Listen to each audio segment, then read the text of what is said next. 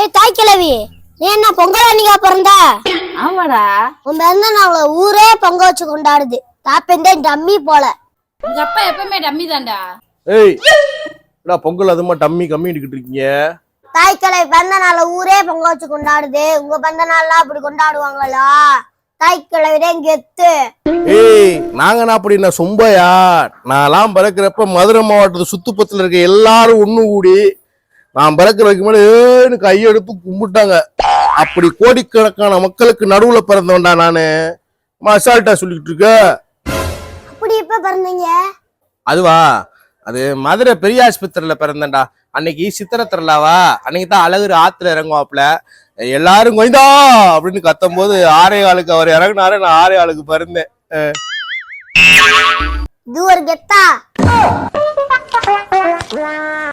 எல்லாம் கத்துதான்டா.